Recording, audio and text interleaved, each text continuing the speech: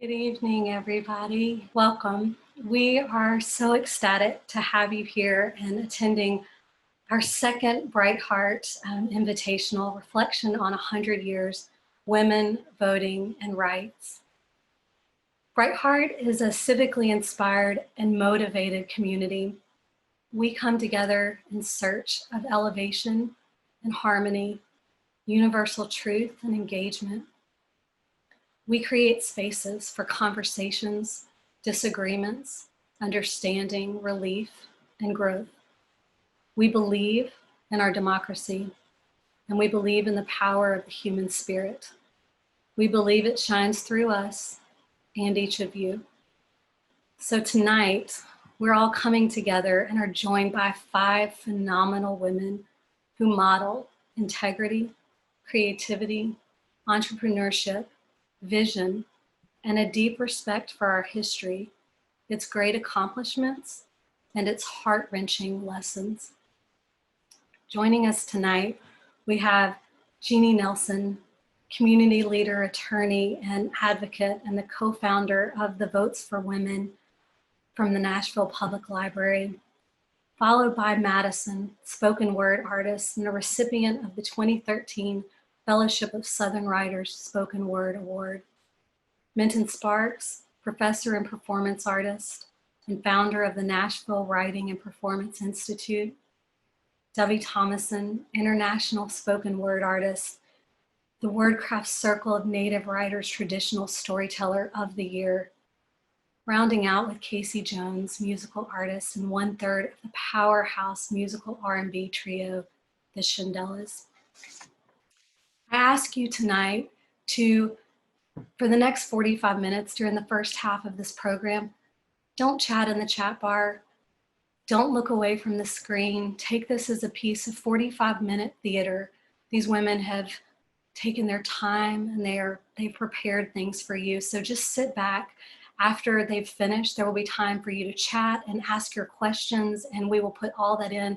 But really, sit back, be fully present. Each one of them is opening a window to their inner being, to their minds, to their hearts and their souls, just for that and for you. I hope you will enjoy. The vote is a power, a weapon of offense and defense, a prayer. Understand what it means and what it can do for your country. Use it intelligently, conscientiously, prayerfully. The vote is the emblem of your equality, women of America, the guarantee of your liberty. Women have suffered agony of soul which we can never comprehend, that you and your daughters might inherit political freedom. That vote has been costly. Prize it. 100 years and 2 days ago, women won the right to vote. It was the culmination of a long and complex fight. After all, they had serious mountains to climb. A Declaration of Independence that said all men are created equal. A Constitution that set our base, that said we the people, and neither of those included women. They were fighting cultural and societal corners women had been assigned. They were fighting the Bible, women as subservient. Blame that Eve for as long as they can. That women's place was in the home. They were fighting the corporate interests, afraid that women might hurt their bottom lines by, God forbid, putting in child labor laws. The liquor industry, afraid that women might just enforce prohibition after all. A fierce organization of women against women getting the vote, and they were fighting the strong racism in our country. So what did they do over the course of those 70 years in that fight? They organized, they tried different tactics, they split over those tactics, the more moderate through persuasion, the more radical through chaining themselves to the White House fence and going to prison, each group having an impact. They tried state by state votes to get the amendment, but that didn't work. So they finally pivoted to a strategy to get a federal amendment, the 19th Amendment. Imperfect, yes, in the midst of a country permeated and fractured by racism and a segregated world. An imperfect amendment for sure. So much more progress still needed to come, but they won the right to have our voices counted. These women were courageous. They were belittled. They were called all kinds of names, and none of them flattering. Eventually, it came down to Tennessee. In 1919, the Congress passed the amendment out to the states to vote. And by the summer of 2020, there we are, wrong century. And by the summer of 1920, 35 of the 36 states necessary to make this amendment real had voted aye. 8 had voted no. And the last chance for that year was Tennessee. And no one wanted Tennessee to be the state that it all stood on, but it did.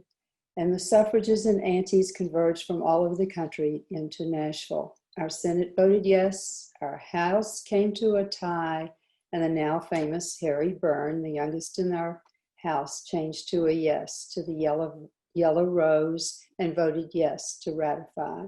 But there is so much more to this story. I entreat you to read about these very real, often imperfect, but strong women, and the many unknown. And they are fascinating, and we're all learning more. This commemoration has meant a number of things to me.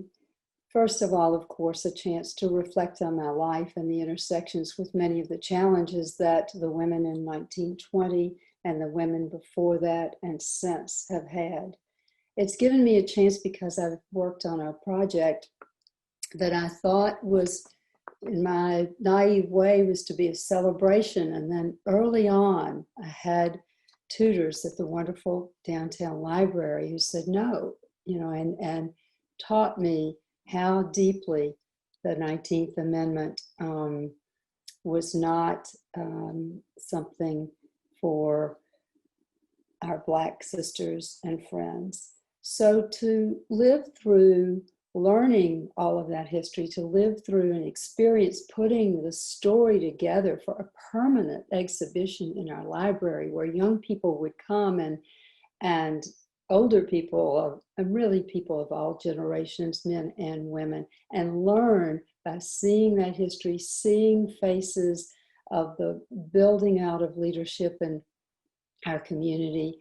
And and then having the opportunity to be with the brilliant Andrea Blackman, who is in charge of the Civil Rights Room in our library, as we work through how we should deal with the many challenges that were there in 1920. It's been more than a learning experience. It has been the start of a road for me. And I feel so fortunate to have had this immersion and to have learned how much we live in the present and how our eyes are not looking at what's going on around us.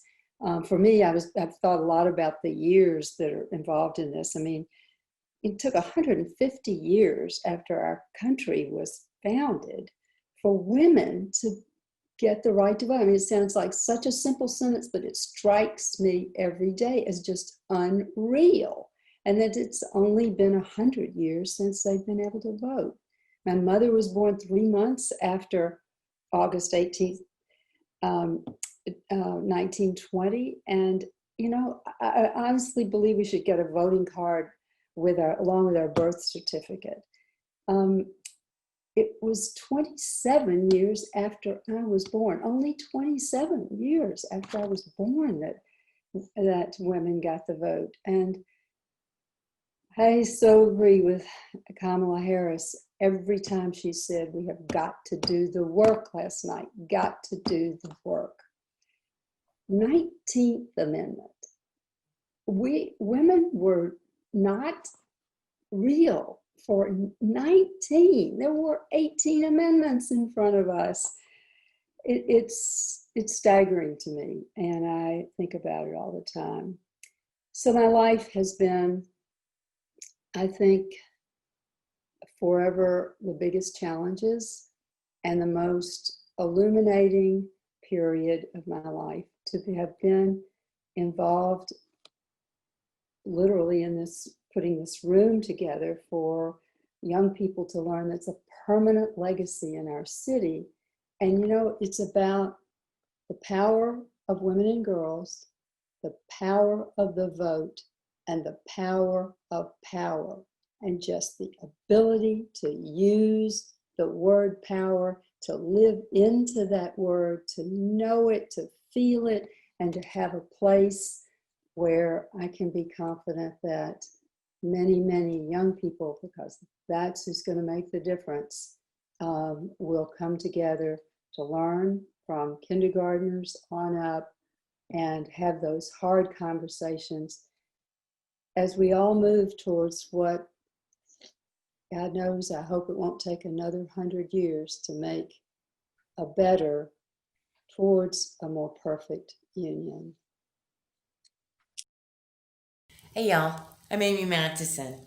Tonight, I'm thinking about Black civil rights activist and political leader Fannie Lou Hamer, who suffered violent white supremacist opposition for her work to guarantee fair and equal access to voting and to the political system, not only for Black Americans, but for all Americans. She taught us that nobody's free until everybody is free. And I take that as a solid truth.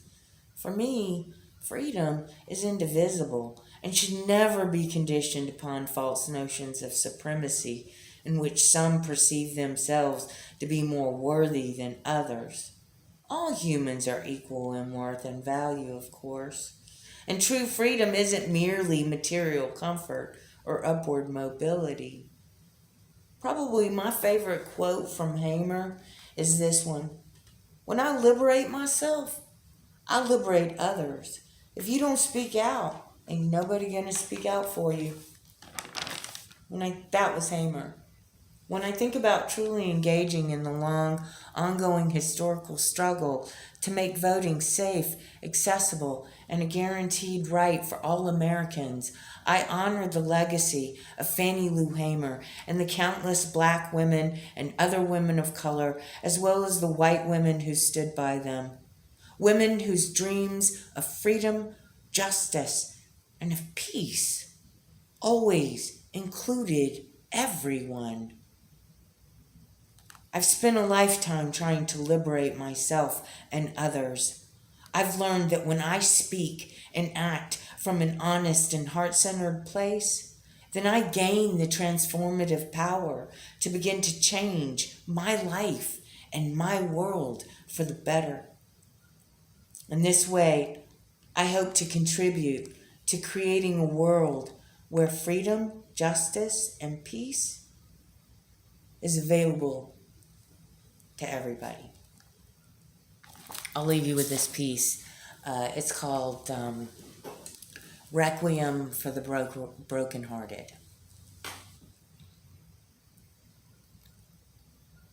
My friends say I'm tender-hearted, open-hearted, big-hearted. All I know is I have a heart, and it's human and ordinary, identical in function to the billions of hearts beating at this moment on the planet we all call home. I know too, my heart's been broken.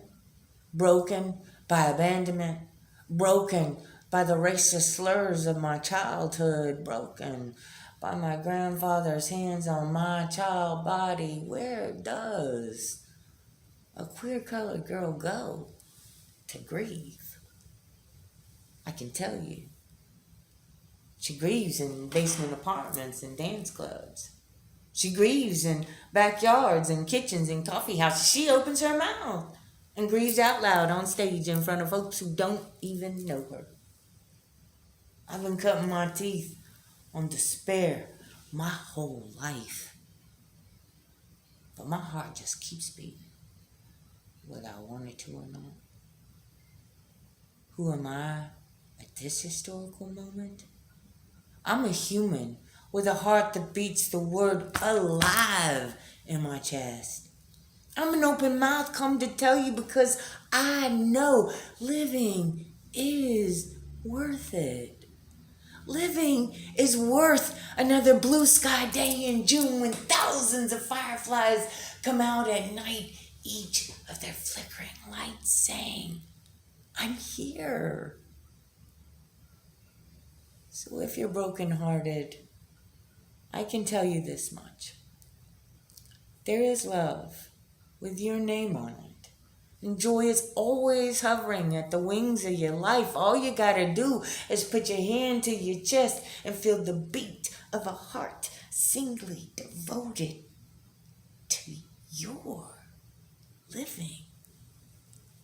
Your lungs breathe in and out just for you.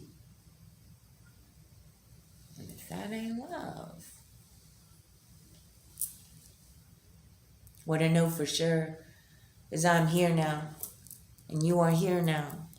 And together our hearts tell a story about possibility and hope, about love and joy. Together we resonate with the sounds of a single heart. Human. Thanks, y'all. I am thinking about the real people in my family that were born at the time when the women got the vote. So my great aunt, just the way her life evolved, she was blind in one eye and can't half see out of the other. My mama's favorite aunt was Trella, so they called us when she left him Trella's trash. Kinfolks punctuate the line with pork rind fingers. She has finally gone and left him. These leaving lies, told Arkansas style, hissed across the party line. She's over there sleeping with the help at the nursing home every time she visits her sister. Woman's been married 65 years, 65, 91 and half blind. Buck naked, bare-boned under that frayed housecoat.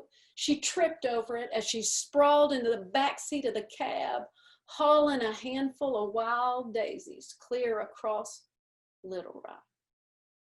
Now, I heard he beat her, treated her just like his slave, made her tape Reynolds wrap over every peeling window in that rundown house. What? To keep out the light. Oh, he kept it out all right, till dark was the only hand Trella had to hold. 10 years back, she fired a shot at Frank's Ford window. The gravel was flying. Insult and the bruises already staining her cheeks. The hell she did.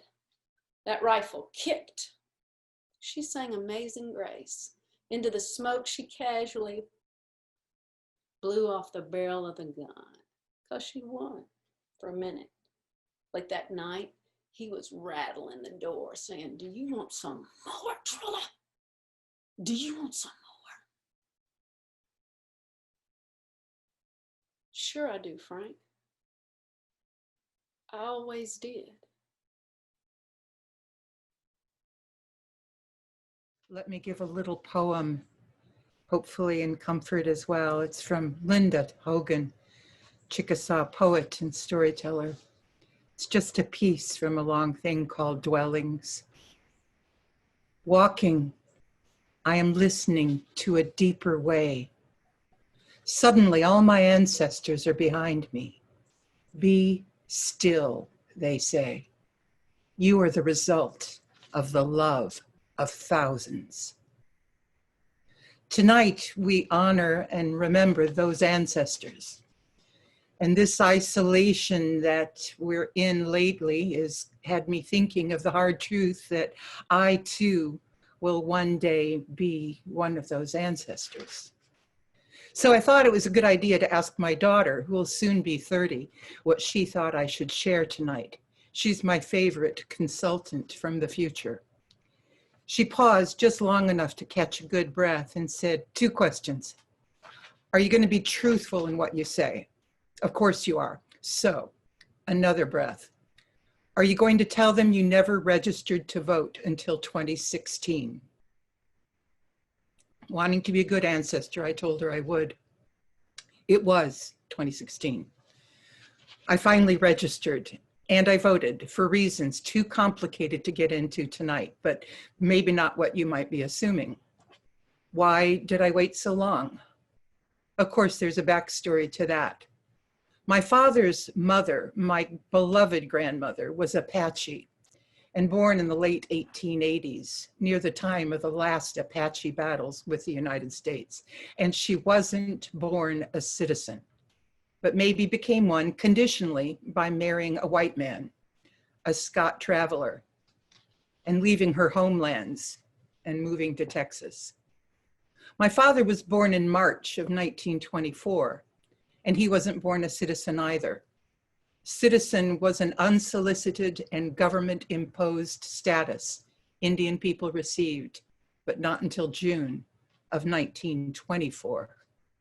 Sure, there were some who argued for citizenship and even suffrage for Indians, but there was opposition, most notably from the Haudenosaunee, sometimes called the Iroquois, who refused to accept it as it violated 18th century treaties and was, in effect, treason to their own sovereign nations.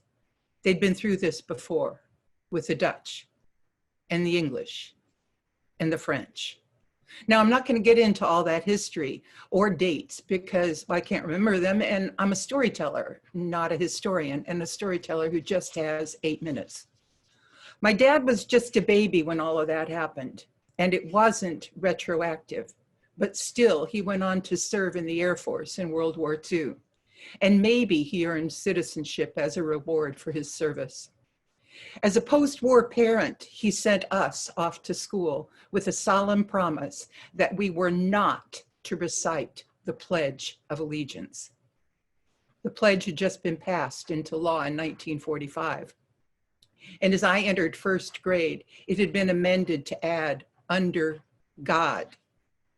I believe I wanted to be like the other children. I know my teacher grew impatient with me, asking every day, just as she was trying to get the kids ready for the pledge, if I could have the pass to the bathroom. She never worried about my kidneys. She never thought about my citizenship. Well, I know my dad had made me promise. And when I finally asked him why, he told me I'd be breaking the treaties and hurting Indian people. When the vote for full citizenship and suffrage rights for Indians passed in 1948, that's the year I was born, it seemed like my dad felt about the vote the way he felt about the pledge. Maybe he liked Ike, but I'm sure he never voted for him. I remember those arguments with my white stepmother on the subject. A pledge and vote-free lifetime later, I met an older Oneida man at a powwow. He was my dad's age, later became my father-in-law. His life as an iron worker was split between the US and Canada, and I crossed the border with him countless times, always an experience. He'd drive up, display his treaty card, and when questioned if he was a Canadian, he'd say, "No." "American?" "No." "Citizenship, sir?" "Yes." "Indian?" "Oneida." "Haudenosaunee," and he'd shift gears and start rolling. When I divorced his son, he became my father outlaw. And as a member of the Turtle Clan, he went to his clan mothers and asked if they would consider bringing me in, finding a name for me, and giving me a seat in the Longhouse. They met, they discussed, and then they agreed, maybe even voted, because his nation's territories was the only place where he spoke his opinions as a sub-chief. But his voice didn't carry any more weight than any other. Elizabeth Cady Stanton once observed, in the Council of the Iroquois, every adult male or female had a voice upon all questions brought before it. She, by the way, had an Onondaga neighbor. And Mott spent a month among the Seneca. And Gage may not have been adopted by the Mohawk Wolf Clan. Imagine that women have the responsibility to choose all political representatives. removing anyone from office who did not address the wishes and needs of the people while looking ahead to the seventh generation. Imagine women living in a world free from violence committed against them, having the final say in matters of war and peace, and having the absolute right to their own bodies. In this society, imagine that women are also responsible for planning all spiritual ceremonies and have full economic independence from men. Haudenosaunee women have had this authority and more for centuries before Europeans came to settle North America. It's 100 years. 100 years since those founding mothers of American women's suffrage finally won, after generations of struggle, after first meeting in Seneca Falls, in Haudenosaunee territory. So, as a future ancestor, what's to do in this century ahead? And why take a century? Do we even have a century? I say no more slow. We don't have too much time to spend memorializing who died so that we can vote today. A lot of people have fought and died for lots of reasons. And there's lots today worth fighting for earth, for water, for air, for children, for all life to live in good relations. We live in a time of great reckoning. So I say again, no more slow. We may be too late. And my hope of being wrong needs to be greater than my fear of being right. But the Cheyenne say, a nation is not conquered until the hearts of its women are on the ground. Then it is finished, no matter how brave its warriors or how strong its weapons. So it's time to be a good ancestor. Probably should get started today. My name is Casey Jones.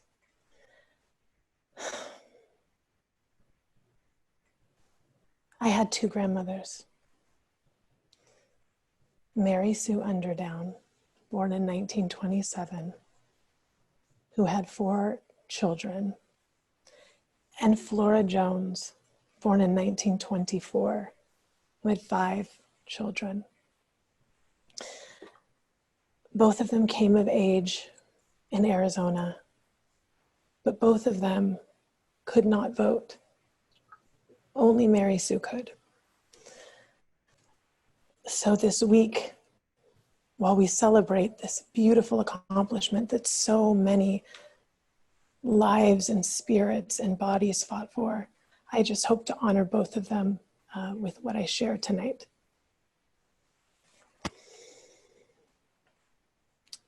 I hold this truth to be self-evident.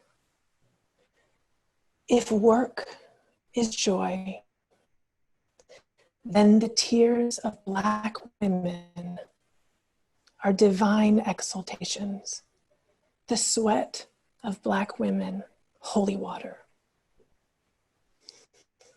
I don't know how to verbalize what it feels like to not be real, unreal, how to describe the sensation of being the invisible center of a thing, a nucleus, rife with stories, a story made up, blood and bone, sand and saline, yet not real.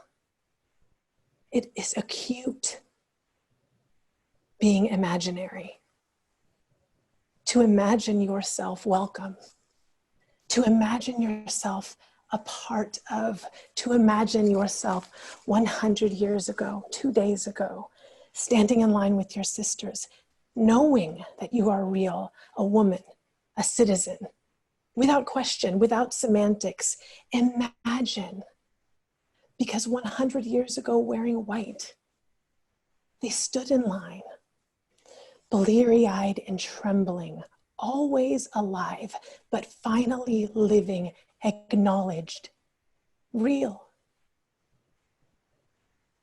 Because 100 years ago, women got the right to vote, didn't they? Didn't they?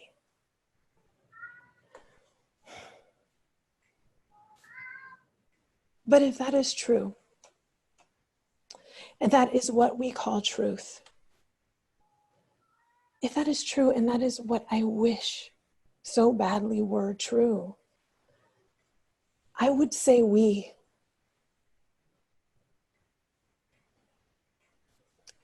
But I cannot tell a lie.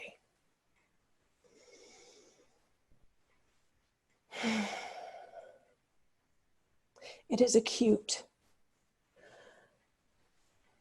I don't know which words to combine to represent the weight, the immensity of your breath composing a song that you are not allowed to sing,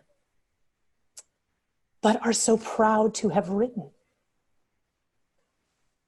I don't know how to describe the sensation of being the invisible center of a thing, a nucleus separated by a membrane, but critical to the function of the whole.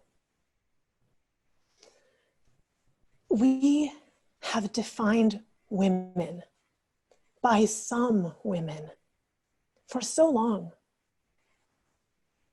But can a definition in part be true?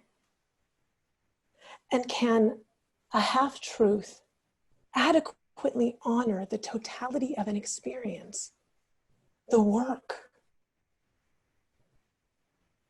I say no. I call it a lie. Here is the truth I hold to be self-evident.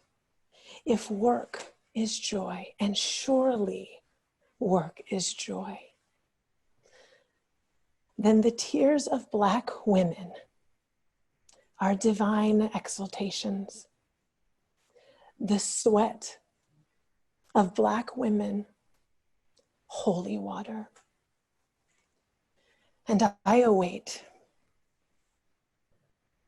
with bated breath, glistening with hope for the day this soil is worthy of its continued baptism. Thank you.